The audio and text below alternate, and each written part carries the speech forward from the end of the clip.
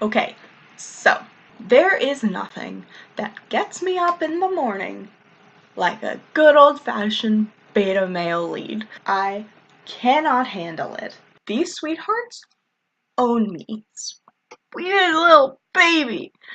I am a sucker for them every time. These little cinnamon buns destroy my life. So I'm going to help you learn how to destroy other people's lives with yours.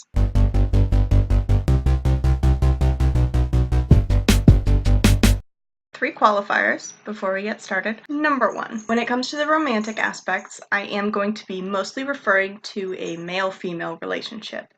But this all still applies to a male-male relationship or even a polyamorous relationship.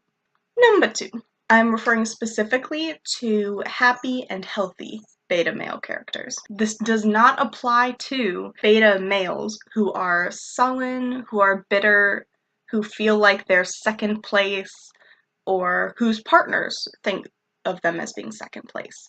Because that's not a healthy relationship.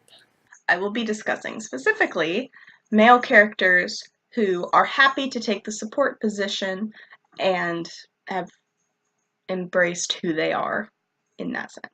And number 3, I am not talking about alpha, beta, omega dynamics or like furries. No. Whole other discussion. This is just the beta male character type. Here are the aspects to consider while you put together your super awesome beta male character. Appearance, personal style, job or group positions they tend to take, how he interacts with the female lead, and how he interacts with other people in general. There are 2 brands of beta male characters. You want to consider which one you're going for as you craft your beautiful creature. The first is the full-on softie. They're not imposing. Basically, you look at them and you know that's a sweetheart. Type 2, they look like they would destroy you, but to anyone who actually knows them, they are a huge softie. Effectively, the 2 types are marshmallow and burnt marshmallow. Take your pick. They're both great. It doesn't matter if they are big and buff or if they're small and soft. Equal opportunity beta males. Personally, I really enjoy the big buff giant who's secretly a softie beta male trope. That is one of my favorites of all time. I live for it. I would kill for it. A lot of them do tend towards softer or lighter colors, sweaters, sort of that gentler look. But now that I think about that, I think that's mostly just society's gender roles.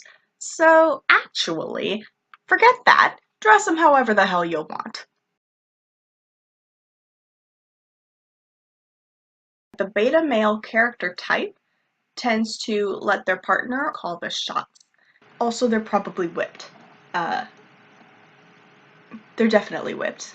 You know for a fact that if you followed them home, they would be waiting on their wife hand and foot. You need to make sure that his leading lady is pretty take charge. You know, she knows who she is and she knows what she wants and she's not afraid to go for it. This is always pretty fun in general, but specifically, if you have a hothouse flower, delicate female lead, and then a soft and supportive beta male lead, very little is going to get done.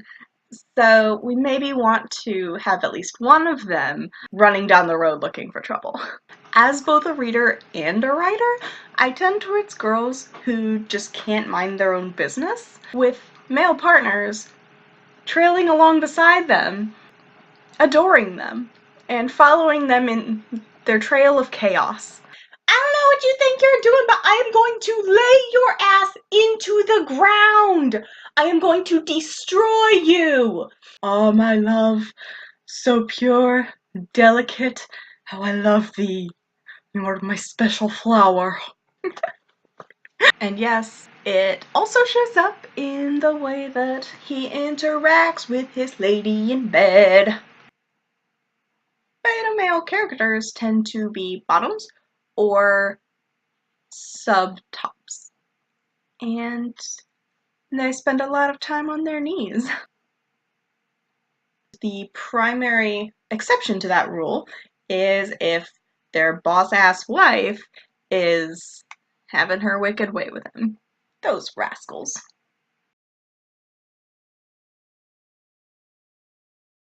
Their children are probably climbing him like a jungle gym. And he's up in there like, "Oh, my sweet children, how I love them.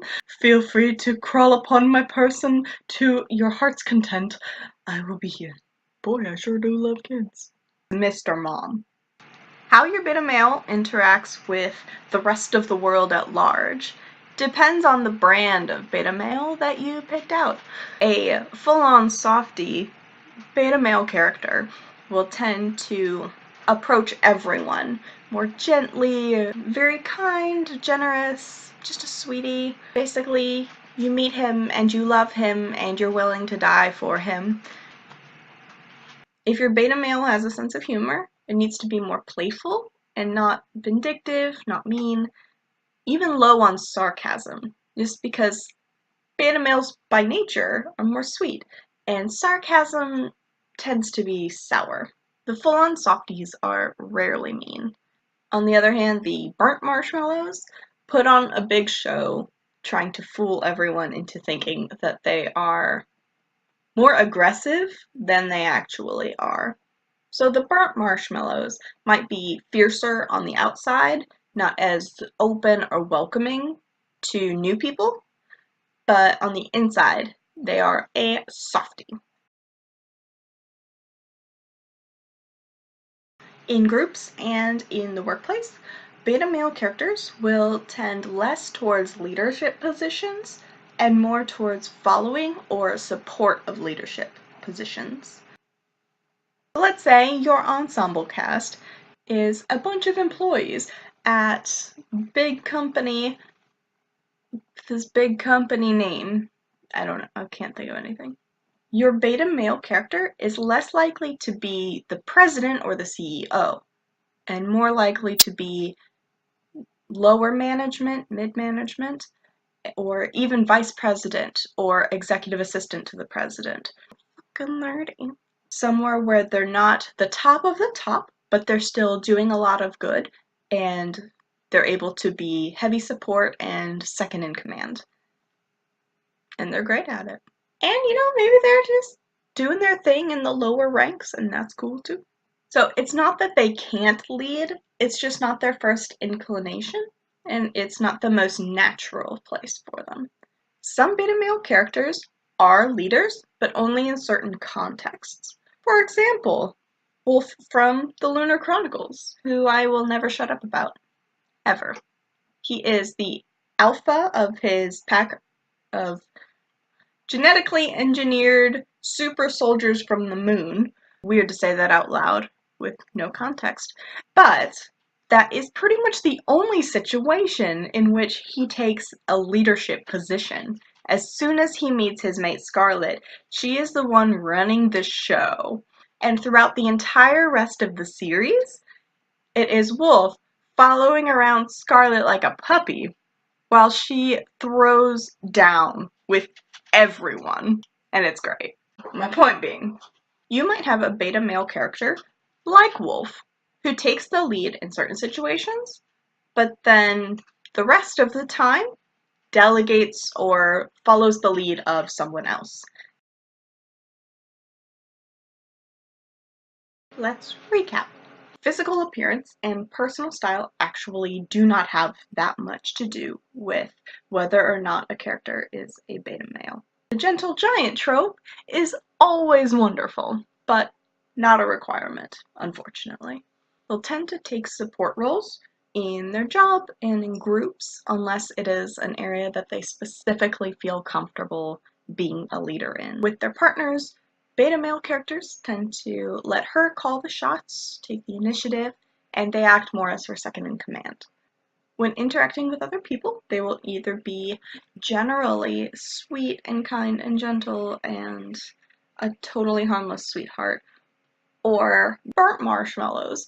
They might look like they're going to rip your face off, but when it comes down to it, their wife is the one you should be afraid of.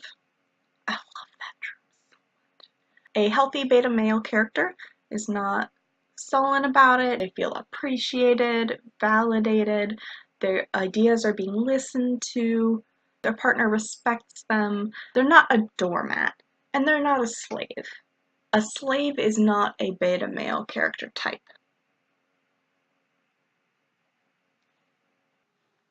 I've done my work here is done. I'm not going to tell you to like and subscribe, you do you, but I do post a new video every week. Now go out and write an awesome beta male character. I believe in you.